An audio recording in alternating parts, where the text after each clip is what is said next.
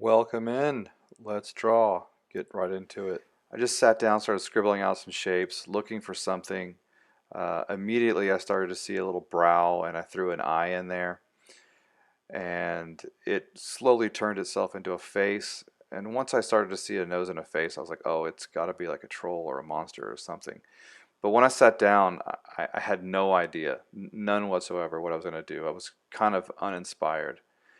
But as I was chasing for shapes, right there, I just kind of did that little back of the head thing, and I was thinking, oh, this is gonna be an alien. And I was like, no, it'll be a troll, and no, maybe well, it's a little troll. Maybe it'll be something. I don't know what it's gonna be. But as soon as I started just finishing off shapes and trying to create some volume, more of it started to appear to me, like this brow shape. And then I was like, oh, I just do a horn. I was like, no, wait, I'm gonna do a hat. And then I was like, before I can do the hat, I need to do an ear so that I can show like, kind of like the little laps, the little side of the hat coming down. Maybe this dangling linen thing, this linen kind of fabric texture. So one idea is kind of this ADHD art mess, just kind of leading into another. But I like to freeform sketch that way. I like to just, what I do is I sit there and I keep looking at a timer. So I'm telling myself 15 minutes, get something out, get something out. And it's really just to force myself to just make shapes and then give them volume, give them form, and just kind of let it come out rather than digging for a bunch of reference, thinking about a concept, thinking about an idea. While that's great when I'm going to try and do a finished piece, I just really want a lot of um, my students and some of the people that I mentor. I want them to be able to see like the human side of making art, not always see these super finished, refined pieces.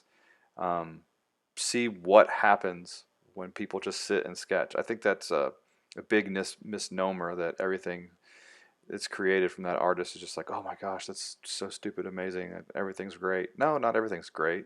People screw up all the time.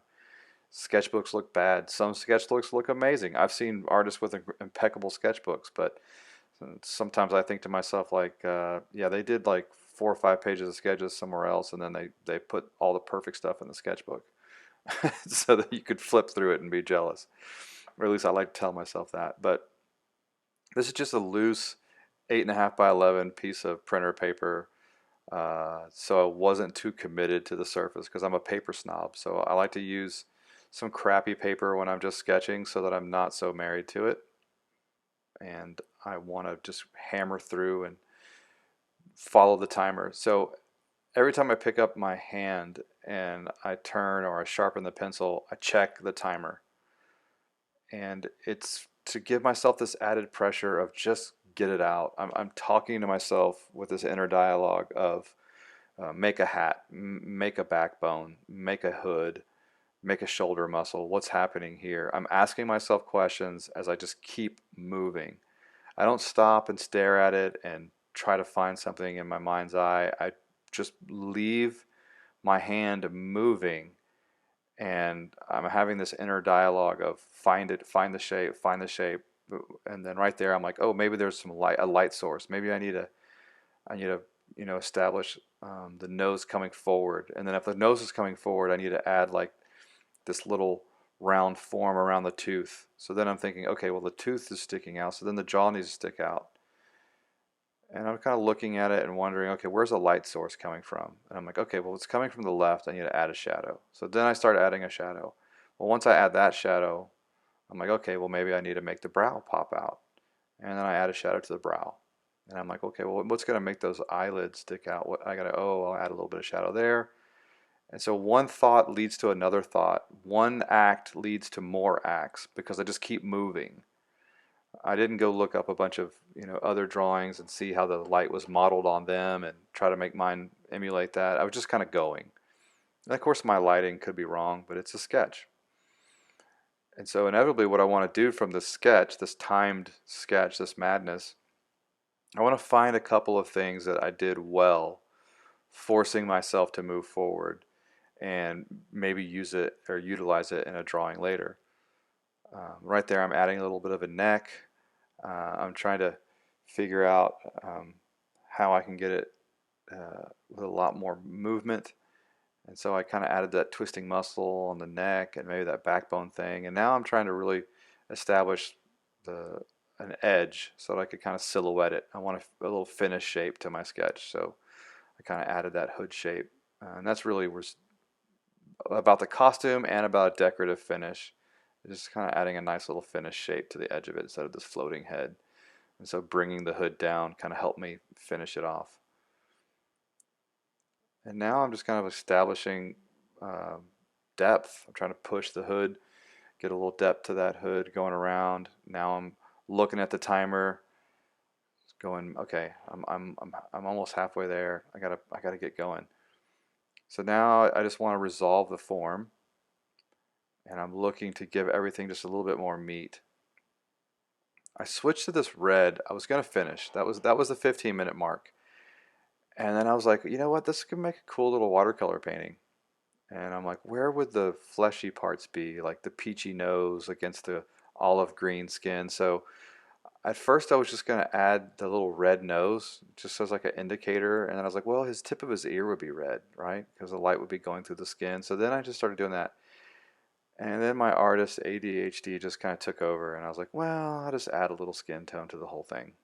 But really, I was starting with the red to just kind of push the nose forward as like a little footnote for a watercolor painting later, because I liked the way that the bulbous nose was. I don't necessarily like his jaw and his smile, uh, but I did like the nose and the ear.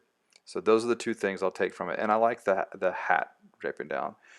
And as I'm doing this red right now on the tip of the nose, I notice that the hat doesn't have enough depth because there's only one like piece of fabric hanging down on the left side of his face. And so I'm like in a mad dash to finish this red because I want to pick up the blue pencil again because I noticed that he doesn't have two of those hanging down. So I'm like, oh, there's not enough depth. So now I'm hammering through the red. I'm just kind of going, that's something what's bothering me. I was like, yeah, I need to give it some depth. So I'm kind of rolling that red around. It's really important to just finish something and it not be perfect. I mean, just finish it. It doesn't have to be perfect. And so that's what I was trying to do. I was just trying to finish this thing. I'm looking at the timer going, I'm going to hit this 20-minute mark and I got to be out. So I'm just using a little bit of this cross contour just to kind of give a little bit of visual movement and establish some weight. And I just want it finished, not perfect. I'm just giving a little bit more indicators to push and pull things and get out of this sketch. It's not my masterpiece. It's just getting some kind of idea out. And that's the most important thing, just getting an idea out. Again, I'm just trying to add a little bit of movement, push that ear forward a little bit, get this hat to move across the top. Maybe those teeth aren't sticking out far enough. I'm like, what's bothering me? I see it now. Adding a little bit to the highlight, establishing more of the dark in the little pupil area. Looking at the timer, going, you're almost there. I'm remembering as I'm watching myself, I'm recording myself as I'm watching me redraw this. Yeah, so I'm establishing that little eye, getting it to pop a little bit more. And that's just more for later on when I do a painting, I want a little bit more information as to what's darker and what's going to push and pull.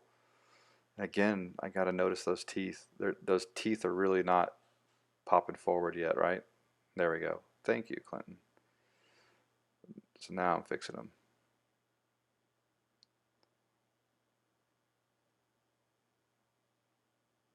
All right. Finished, not perfect, folks. Make mistakes.